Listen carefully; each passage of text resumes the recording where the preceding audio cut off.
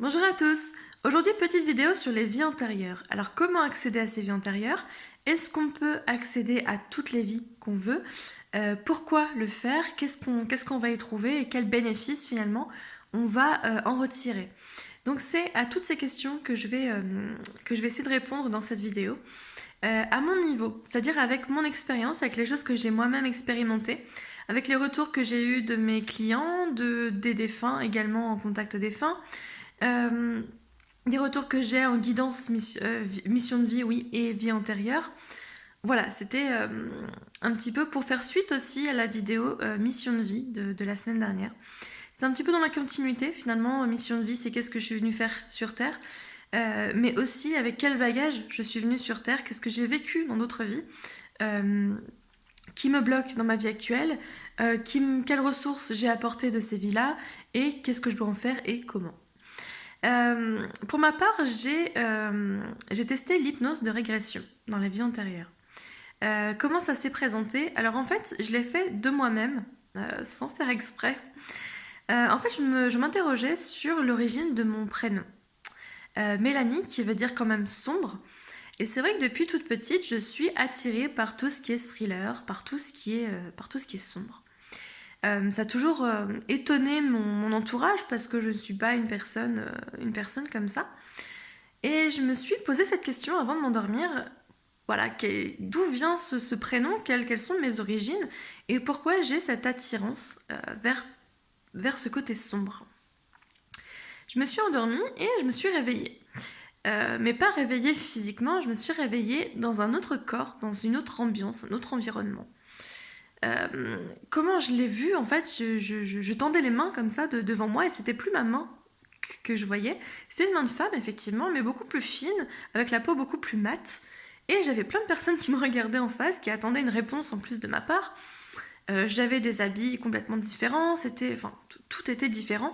Et je le vivais vraiment comme si j'étais réveillée. Et au point où j'ai quand même bien flippé, parce que je me suis dit, oula, qu'est-ce qui va se passer s'ils se rendent compte que j'ai usurpé l'identité de mon ancien moi? Euh, Et en fait, non, bon, ça s'est très bien passé. Je garde pour moi en fait ce qui s'est passé par la suite. Mais du coup, j'ai fait une régression comme ça, par le rêve. Et je me suis retrouvée donc dans le corps d'une autre personne, donc d'un autre moi, d'une autre époque, dans un autre espace-temps. Et le peu que ça a duré, ça a dû durer quand même un bon quart d'heure, 20 minutes. J'ai pu du coup comprendre beaucoup de choses sur ma vie actuelle, sur mes passions actuelles, etc. Par la suite, j'ai une amie, donc Valérie, avec qui je co-anime le stage de développement personnel et spirituel d'ailleurs sur Quimper le mois prochain, qui propose des régressions dans les vies antérieures. Donc, elle m'a proposé ça sur une après-midi, c'est parti. Et pendant 2 heures, je suis partie en voyage. J'ai pu visiter 2, peut-être 3 vies. Pour répondre à des questions bien précises, voilà, des blocages bien précis que j'avais. J'ai pu continuer la vie que j'avais eue en rêve pour savoir la fin, du coup, parce que ça avait été coupé, j'avais été un petit peu frustrée. Et j'ai pu, du coup, en vivre 2 autres pour me permettre de comprendre d'autres choses et travailler sur moi. 2 heures très, très intenses. Alors, globalement, comment ça s'est passé? Parce que du coup, je peux vous faire un retour d'expérience pour ceux que ça intéresse.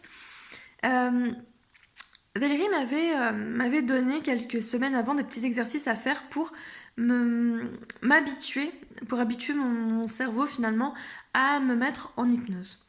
Donc moi je suis un sujet très facile, donc pour le coup je pars très très vite, que ce soit en soins chamaniques ou en hypnose ou autre, mais du coup voilà, j'ai fait cette préparation. Et arrivée sur place, donc voilà, j'ai discuté un petit peu avec Valérie de mes attentes. Et donc je me suis allongée, elle a fait l'induction, elle m'a mise en hypnose et on est parti. Je me suis retrouvée face à toutes ces portes. Je savais lesquelles ouvrir et j'ai revécu et je lui ai expliqué ce que je voyais, ce que je ressentais. Donc j'étais consciente. C'est pas un état d'hypnose profond comme on peut le voir en hypnose de spectacle ou compagnie où on a peur de savoir ce qu'on peut dire, ce qu'on peut faire et compagnie. Et pour le coup, voilà, j'avais conscience de tout. C'était plus profond qu'une méditation, mais voilà, je vivais. Je vivais, je ressentais les choses, je voyais mon corps changer, je voyais un environnement, je ressentais les choses physiquement, etc. Et j'ai pu du coup apprendre beaucoup de choses. C'est une expérience que je vous invite à faire si ça vous intéresse. Mais franchement, j'en garde un excellent souvenir. Et franchement, merci pour cette découverte et cette initiation. À quoi ça m'a servi? Ça m'a servi à travailler sur des gros blocages, des grosses peurs que j'avais. J'ai pu comprendre pourquoi je traînais ça, alors que dans cette vie-là, j'ai jamais été confrontée à de tels traumatismes. J'en ai eu d'autres, mais pour le coup, ceux-là, je me dis mince, je vois pas du tout pourquoi. Autant en thérapie, je l'ai fait aussi pour moi. Du coup, j'ai essayé de retrouver un petit peu l'origine de ce blocage, et il n'était pas dans cette vie. Donc je me suis dit, ok, il faut que j'aille plus loin. Ça m'a apporté d'autres sources aussi. En fait, pendant cette régression, à un moment donné, je crois que c'était avant ou après, je sais plus, dans la chronologie. Je me suis retrouvée avec mon guide. Donc j'étais sur une grande plateforme, il y avait plein de mâles partout. J'ai ouvert la première et j'ai vu plein de visages. Un peu comme des masques, vous savez, qu'on peut mettre pour Halloween et compagnie. Et le guide me disait, bah voilà, c'est toutes les personnes que tu as été. Et il y avait d'autres mâles qui étaient bien, bien chargés avec plein de ressources. Il y avait des bouquins, il y avait des fioles, il y avait des ressources qui n'étaient pas palpables aussi. Et ça, donc c'était toute l'expérience que j'avais accumulée des vies passées. Et il m'a dit, si tu en as besoin, tu peux y revenir. Et c'est ça qui est fou et qui est important aussi à retenir, c'est qu'on peut retourner dans ses vies passées, le temps d'une régression, et se reconnecter à un savoir ancien, du coup, revivre une scène pour comprendre et s'en détacher, revoir certaines personnes. On peut retourner du coup dans ses vies antérieures et ramener des choses à notre instant T. Alors je dis antérieur, je dis savoir ancien, etc. C'est un peu plus subtil parce que là, du coup, je me mets à une échelle humaine, c'est-à-dire que j'ai vécu des vies avant, chronologiquement avant, donc c'est antérieur, donc voilà, c'était une ancienne moi. Finalement, est-ce qu'au niveau quantique, on ne vivrait pas les vies de manière parallèle? C'est une grande question que je laisse ouverte.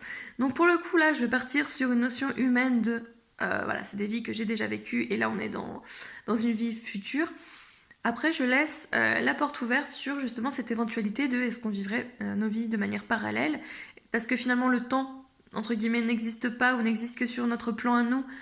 Donc on peut supposer que finalement les choses peuvent se superposer. Enfin bref, voilà, c'est cette petite parenthèse quantique. Je veux pas vous perdre, donc je reviens sur mon sujet. Donc voilà, j'ai pu avoir accès à ça et je sais que je peux y accéder. Et ça, on le voit en guidance ou en soins quantiques. Quand je dis à une personne qu'elle sait déjà faire telle chose. Et juste le fait de le savoir, elle se dit ok, ça ouvre des portes. Elle se dit ok, du coup je peux revenir dans mes vies pour réaccéder à ce savoir. Même sans faire de régression, même sans savoir faire des sauts, entre guillemets, dans nos anciennes vies. Juste le fait de savoir qu'on sait déjà, de savoir qu'on a déjà vécu ça, ça crée des petites connexions en fait en nous pour nous reconnecter du coup inconsciemment à ce savoir-là. Ça ouvre des portes. Donc rien que pour ça, c'est génial. À la question, est-ce qu'on peut tout revivre? Est-ce qu'on choisit? Non. Autant être honnête. On ne revit pas les vies pour le plaisir. Voilà, s'il n'y a aucun intérêt, entre guillemets, à ce que je revive une vie où, je sais pas moi, j'ai vécu le super grand amour, où j'ai été super riche, ou et compagnie, si ça n'a aucun intérêt avec ma mission de vie actuelle, je ne la revivrai pas. Quand je suis descendue en hypnose, il y avait énormément de portes. Je savais vers laquelle me diriger et je savais que je ne pouvais pas, que je n'avais pas le droit d'aller vers les autres. Parce qu'il n'y a pas d'intérêt. Et heureusement qu'on ne se souvient pas de toutes ces vies, parce qu'il y a des vies où on a fait des choses très sympas, et il y a des vies où on a fait des choses graves. On a pu tuer des gens dans d'autres vies, on a pu faire des expérimentations scientifiques, on a pu blesser des personnes, on a pu... Enfin, plein de choses. Et c'est déjà perturbant de revivre une vie qui a un intérêt dans notre vie. Si en plus on se souvenait de tout, ce serait... non, on ne pourrait pas. On porterait ce poids de culpabilité, enfin, toutes les émotions, je pense, se mélangeraient et ce serait pas vivable. Pour vous dire, même dans une de ces villages, j'ai revécu un suicide, en fait. J'étais dans la peau d'un homme, enfin bref, je vous passe les détails, et en fait, cet homme, enfin, qui était moi, du coup, s'est laissé mourir. et je l'ai ressenti. En fait, je me suis sentie du coup moi-même tomber, je me suis sentie mourir. Et c'était violent. Alors, Valérie m'a permis de vivre ça déjà parce que j'en avais besoin et parce que j'étais capable de le gérer. Mais sincèrement, ça remue. On se dit, waouh, ok, on s'est quand même senti mourir. Parce que tout le contexte était là, on y était. On y était réellement. Donc voilà, c'est quand même des expériences très très fortes. Bon là, j'avais choisi de revivre cet événement-là, bon, parce que j'en étais capable, j'en avais besoin. On n'est pas forcément obligé de revivre des choses dramatiques, mais bah, ça peut arriver. Et on peut se voir faire du mal à d'autres personnes. Euh, J'avais fait un dégagement sur un monsieur il y a quelques temps. Et bah, du coup, c'était revenu comme ça, on était revenu un peu sur ses vies antérieures. Alors, je fais pas de régression pour le moment, moi, de base, mais finalement, le soin s'était déroulé comme ça. Et il s'était vu tuer, je crois que c'était une vingtaine de personnes, et ça l'avait traumatisé. Il n'en avait plus aucun souvenir dans cette vie-là, consciemment. Par contre, il collectionnait les armes dans son quotidien, alors que c'était quelqu'un de très pacifiste, très posé. Il se dit, mais j'ai une attirance pour les armes et j'ai une colère en moi, je ne sais pas d'où ça vient, et je me sens mal, je me sens redevable. Oui, bah parce qu'en fait, oui, il avait tué ces 20 personnes et il avait gardé ce poids de culpabilité. Donc effectivement, pour lui, c'était intéressant de revivre cet événement-là, de le revoir, de se dire, ok, bah, j'ai fait ça dans telle vie, c'était mon parcours de vie à ce moment-là, je devais expérimenter ça, maintenant je suis dans une autre vie, et peut-être que les 20 personnes que j'ai tuées dans cette vie antérieure, je dois, entre guillemets, aider 20 personnes dans cette vie actuelle. J'avais entendu justement cette notion dans une conférence d'une médium, donc je me permets de relayer un petit peu son message qui m'avait touchée, je me suis dit, ok, ça me parle. De dire que par exemple, dans cette vie-là, on voit par exemple des pilotes d'avion sauver 300 passagers, par exemple, faire un atterrissage héroïque, voilà, ou une personne genre Coluche qui va sauver la famine X et X personnes, etc. Ce seraient peut-être des personnes qui justement dans les vies antérieures avaient fait de mal à autant de personnes. Par exemple, un aviateur qui va sauver 300 personnes aurait peut-être fait du mal à 300 personnes auparavant, pour rééquilibrer un petit peu le karma. Et pareil, quelqu'un qui va être justement un héros dans cette vie-là, peut-être que ça a été un afro-dirigeant, un afro-dictateur dans une autre vie et qu'il a affamé tout un pays et que du coup dans ce vie-là, il a pour mission de nourrir tout un pays, par exemple. J'avais beaucoup aimé cette version. Je me suis dit oui, c'est vrai, on parle de karma. Finalement, on doit équilibrer les choses et cette notion d'équilibre, elle est très importante du coup dans ma mission de vie. On équilibre les choses, donc je me dis ok. Et je vous laisse sur cette impression. Vous me direz ce que vous en pensez, vous, de cette théorie, mais en tout cas, voilà, ça a été énoncé comme ça. Donc voilà, on ne peut pas revivre ce qu'on veut.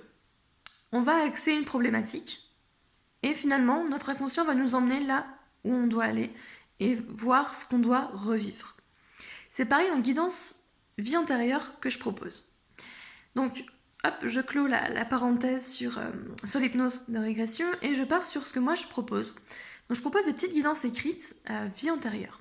Même principe que mission de vie, sauf que là, du coup, c'est pour aller voir un petit peu les événements importants, positifs ou traumatisants, que vous avez vécus, qui ont encore un impact dans votre vie. Soit c'est un impact bloquant, soit c'est du coup des émotions qui sont restées bloquées ici, soit c'est votre évolution qui s'est bloquée à cause de ça, ou soit ça peut être un attrait pour telle ou telle chose dans votre vie que vous ne comprenez pas. Une personne qui va être attirée par l'Égypte, qui n'y a jamais mis un pied, qui n'a pas d'origine, voilà, ça peut ressortir. Une personne qui est attirée par les armes, c'est eu un passé de soldats, de violence, ça peut ressortir, etc. On peut comprendre voilà, certaines choses, mais essentiellement ce sont les blocages qui ressortent. C'est un petit peu le but de cette guidance et c'est un petit peu le but aussi de mon parcours, donc c'est pour ça que je le propose de cette façon-là. Je ne vais pas vous dire vous avez été César ou Cléopâtre et vous avez fait ça, et non. Enfin, moi pour le coup c'est pas du tout ce que je propose et je crois même qu'en hypnose de régression ça n'a pas d'impact, pas d'intérêt, de toute façon vous ne le saurez pas. Mais du coup cette guidance elle met vraiment en avant vos blocages. Alors concrètement, qu'est-ce qu'on peut apprendre ? J'ai eu une personne en thérapie qui était toujours dans la fuite. Un peu ce côté enfant, vous savez, alors c'est une personne pourtant qui avait quand même une belle maturité.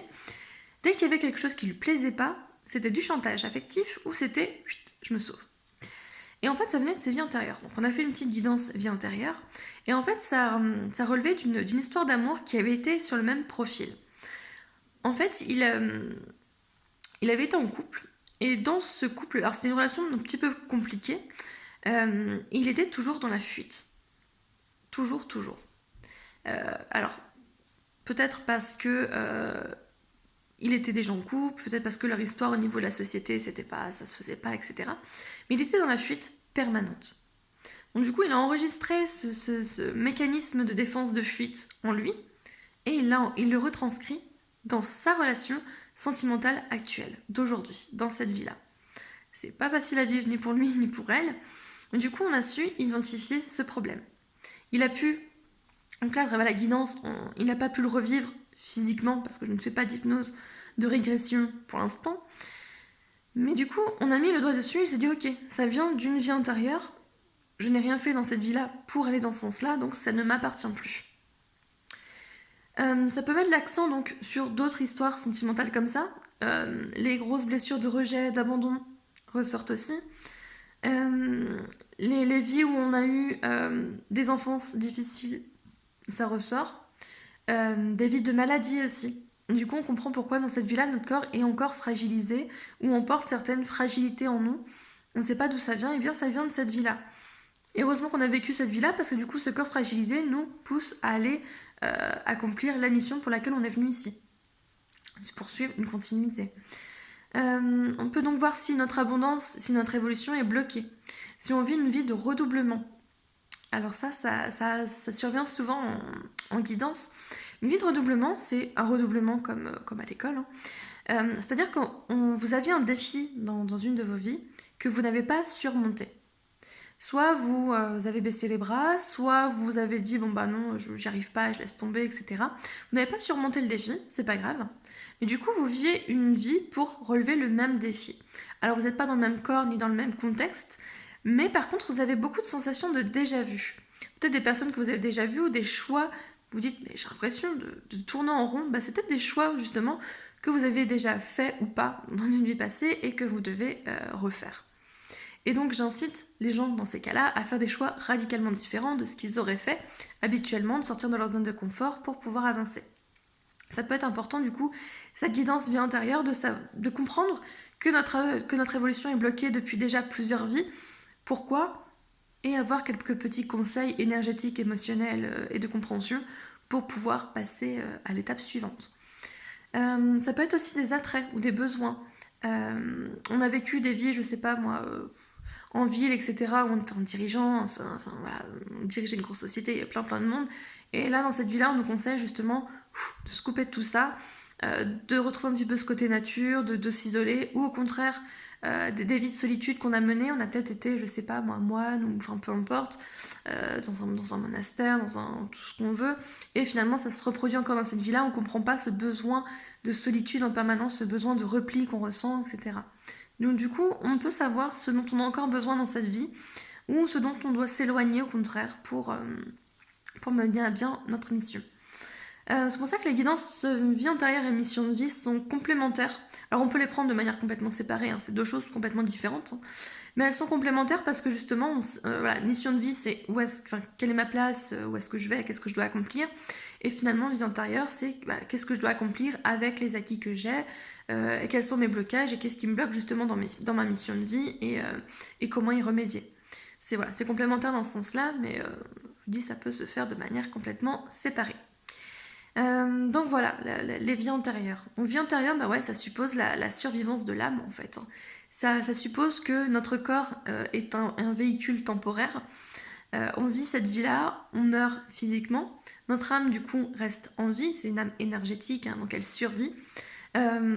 Pour aller donc sur d'autres plans, pour se ressourcer, pour faire d'autres missions sur d'autres plans, et décider ensuite de se réincarner, soit en humain, soit sur d'autres plans, soit en animal, soit en peu importe, ou voilà, d'autres vies. Mais du coup, voilà, on est effectivement sur la survivance de l'âme. Et c'est finalement tous ces souvenirs qu'on peut avoir de nos vies antérieures, même sans régression, sans faire quoi que ce soit, on a des souvenirs, des déjà-vus. On se dit, tiens, j'ai l'impression d'avoir déjà fait ça, j'ai cette attirance de là-bas, je suis sûre que j'ai déjà vécu quelque chose là-bas. J'ai même lu un livre, faudrait que je le retrouve, je vous en parlerai, où justement il y a des faits véridiques dedans, où un enfant se souvenait de sa vie antérieure. Il disait mais non, toi t'es pas ma maman, t'es pas mon papa, je vis pas ici. Il a carrément décrit des parents, enfin des personnes qui étaient censées être ses parents, une maison, un lieu d'habitation, et quand les personnes se sont rendues sur place, tout existait. Et donc là, ça prouvait finalement que les vies antérieures du coup existaient et que la réincarnation donc existait et donc que l'âme survivait. Et donc finalement que l'âme ne décédait pas, ne mourait pas et enfin changeait seulement de corps, d'état. Donc c'était voilà, c'est quand même une belle preuve, une belle avancée si je puis dire sur cette notion de survivance. Et je trouve ça super. Donc voilà, je vous ai un petit peu raconté un petit bout de mon histoire, de mes voilà, des choses que j'avais expérimentées, des choses que je vous propose. Donc si vous êtes intéressé pour faire la régression avec Valérie, je peux vous donner ses coordonnées en message privé. Si vous voulez faire une guidance écrite avec moi, eh ben, n'hésitez pas non plus. Si vous voulez me raconter un peu vos témoignages aussi sur les vies antérieures, est-ce que vous avez vous-même testé certaines pratiques? Est-ce que vous avez eu accès à des informations? Est-ce que ça vous intéresse? Est-ce que vous sentez, voilà, est-ce que vous avez des appels, des messages, des choses comme ça? Voilà, n'hésitez pas, la vidéo, voilà, les commentaires sont activés, donc au contraire, ça peut être super sympa d'échanger sur le sujet. Bah écoutez, voilà, la vidéo touche à sa fin déjà. Je vous dis à très très bientôt, la semaine prochaine du coup, et puis prenez bien soin de vous d'ici là. À très vite.